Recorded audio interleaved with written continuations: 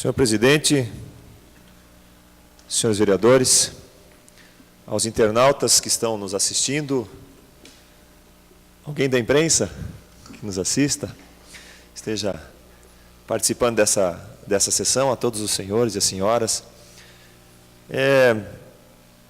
Em primeiro lugar, eu quero dar os parabéns para a equipe da APAI, que realizou hoje a sua Feira do Conhecimento, estiveram demonstrando para a comunidade aquilo que tem sido feito lá. Foi muito bem organizado o cerimonial, foi muito bem organizado todo o processo e foi bastante produtivo a feira que eles fizeram para encerrar a semana de comemoração pela luta, pelas pessoas com deficiência intelectual e múltipla. Mas o que me traz a esta tribuna hoje, e eu deixei para cada vereador uma cópia de um compêndio da legislação do Estado de Santa Catarina no que diz respeito às pessoas com deficiência, porque ontem fui até a Assembleia Legislativa do Estado, atendendo a um convite da Comissão de Defesa dos Direitos da Pessoa com Deficiência, participar de um evento. Foi um tempo muito importante para mim, como pessoa e como legislador, como homem público e como pessoa, por N motivos. Até por já estar envolvido nesse meio da pessoa com deficiência, por questões profissionais como fisioterapeuta, por ter trabalhado durante 4 anos na APAI, por ainda atender voluntariamente lá algumas horas por semana,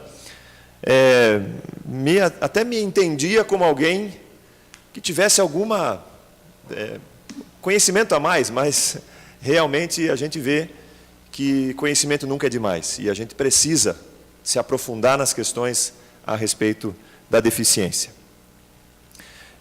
Houve inicialmente um lançamento de um programa da Alesc, Alesc Inclusiva, que vai trabalhar com estagiários com deficiências, vão ser feitos processos seletivos e vai ser, parece que são 10 ou 15 estagiários que vão estar fazendo parte dos quadros da Alesc a partir desse problema, pessoas com deficiência. Depois houve os discursos tradicionais, o presidente da Assembleia estava lá, o presidente da comissão estava lá, enfim. E ontem teve, então, esse momento que também foi alusivo à Semana Estadual da Pessoa com Deficiência Intelectual e Múltipla. E, na sequência, houve uma palestra com um arquiteto chamado Mário César da Silveira, que me fez escrever algumas coisas e eu ainda não estou completamente inteiro, depois dessa desconstrução que foi realizada, mas eu creio que a gente possa construir muitas coisas a partir dela. A palestra dizia, o tema da palestra era Pessoa com Deficiência, muito além das cotas. Quando nós falamos em deficiência, a gente pensa logo nos alunos da APAI. Mas a deficiência ela vai muito além disso, muito além. É claro que os alunos da APAI, as APAIs, inclusive, precisam do nosso apoio e merecem a nossa intervenção, a nossa ajuda, claro que sim, mas é uma parte desse universo de pessoas com deficiência. Podemos citar os deficientes visuais, os deficientes auditivos, os deficientes físicos de todas as ordens, os deficientes intelectuais e múltiplos, que são, aí sim, os integrantes da APAI, mas deficientes também podemos ser definitivos ou transitórios ou passageiros. As deficiências podem ser congênitas ou adquiridas. E foi nessa linha de reflexão que a palestra foi caminhando. E, a partir disso, eu creio que seja necessário que nós aprofundemos os debates sobre a importância da preferência de investimentos nos meios de locomoção coletivas, por exemplo, em detrimento dos meios de locomoção individual. Porque todos nós, queremos o conforto dos nossos carros e, por conta disso, acabamos perdendo o conforto das nossas cidades. que passam a ser apenas elemento de passagem, enquanto que as pessoas que não têm a condição de estar se deslocando com um automóvel sofrem. Sofrem com as calçadas, sofrem com a falta de acessibilidade, sofrem com N situações. O arquiteto Mário César disse assim, uma frase que marcou bastante, disse: a dificuldade que uma pessoa com deficiência pode ter não é causada pela deficiência dela mesma, mas pela deficiência da cidade. E esse processo só pode ser vencido a partir do momento que nós quebremos alguns paradigmas no que diz respeito à deficiência. Antes de mais nada, sobre quem é deficiente. Quem é a pessoa com deficiência? A humanidade, na sua evolução, inicialmente, nos primórdios, teve a necessidade de caçar e eram povos nômades que precisavam se deslocar rapidamente. Então, foi começando a ser criada essa mentalidade de que aqueles que não conseguiam acompanhar precisavam ser deixados para trás e muitas vezes eram mortos por conta disso ou morriam.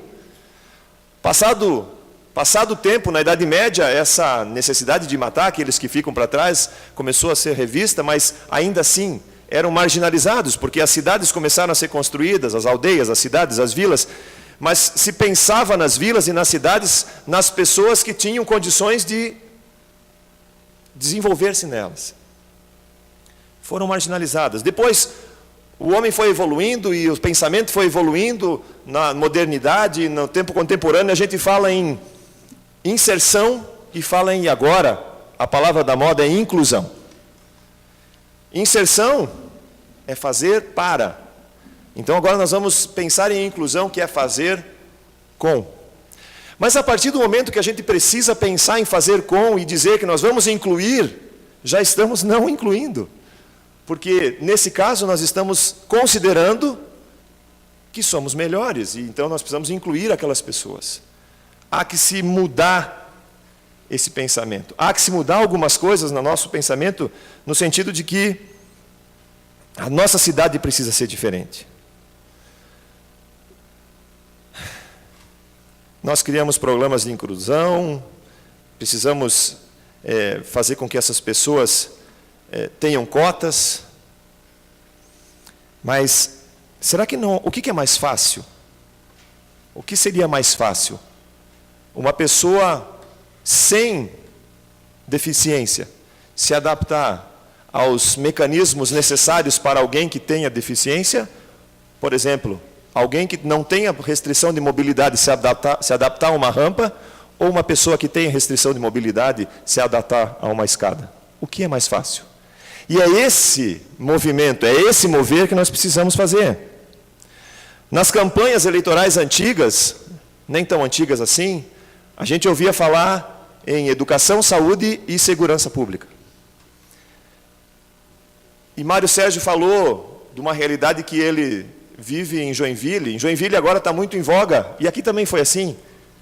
Educação, saúde, segurança e mobilidade urbana. E em Joinville foi feito planos mirabolantes de viadutos e novos investimentos em binários e trinários, sei lá, todos os binários que tem nessa história, pensando mais uma vez, voltando mais uma vez ao deslocamento individual em veículo único.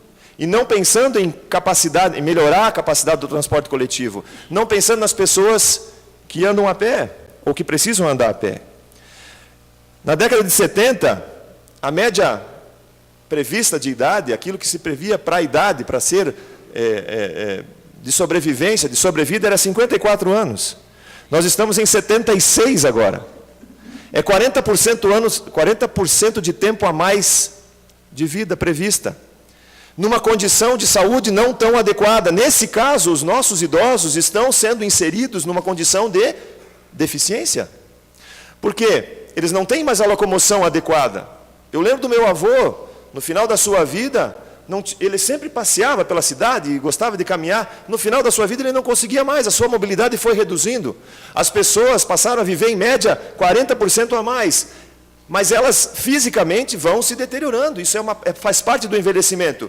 Mas o que nós estamos fazendo para facilitar o processo deles? Pouca coisa. Pouca coisa. Joinville também, nessa trajetória que Mário César fez de Joinville, tinha 175 mil habitantes, hoje tem 600 mil. Joinville, na década de 70, 17 pessoas por um automóvel, hoje são 2,5 por um automóvel. É muito carro para pouco espaço. E aí a gente vai vendo, e até parece que as cidades são feitas para os carros e não para as pessoas. Eu ainda não consegui digerir tudo aquilo que foi falado, mas essas reflexões estão povoando a minha cabeça desde ontem com mais intensidade e com mais clareza, e o objetivo dessa manifestação não é outro, senão provocá-los.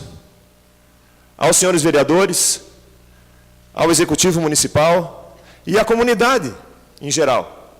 Provocar a discussão a respeito de como nós estamos construindo a nossa cidade. Se Joinville tivesse pensado em mobilidade urbana e em voltar para o ser humano e não para o veículo, as suas estratégias de mobilidade e acessibilidade, lá na década de 70, não estaria sofrendo os problemas que está sofrendo hoje. Nós temos 78 mil habitantes hoje em São Bento do Sul. Estamos como Joinville, do ponto de vista de quantidade de pessoas, como Joinville estava lá, talvez até bem menos, né? Quase mais da metade. Ainda dá tempo. Nós precisamos pensar juntos o que nós queremos para São Bento do Sul, no que diz respeito à acessibilidade, no que diz respeito ao ser humano. O que nós queremos? E o que nós estamos fazendo para que isso aconteça? As nossas calçadas são ruins. As nossas acessibilidades são ruins. Nós queremos, para finalizar, né? Queremos chegar aos modelos que chegaram São Paulo, Curitiba e Joinville? Ou queremos algo diferente para a nossa cidade? Se queremos algo diferente, precisamos fazer coisas diferentes. Não é possível chegar a resultados diferentes fazendo as coisas da mesma forma. Eu tenho dito nesta tribuna que São Bento ainda é jovem, está em desenvolvimento e num tamanho suficiente para que se amolde a novas possibilidades. Calçadas melhores, ciclovias, alternativas de transporte coletivo adequado. Pensar nas pessoas, em todas as pessoas. Afinal, hoje o que vemos nos grandes centros é que as pessoas se tornaram reféns da sua própria falta de reflexão sobre os rumos a seguir.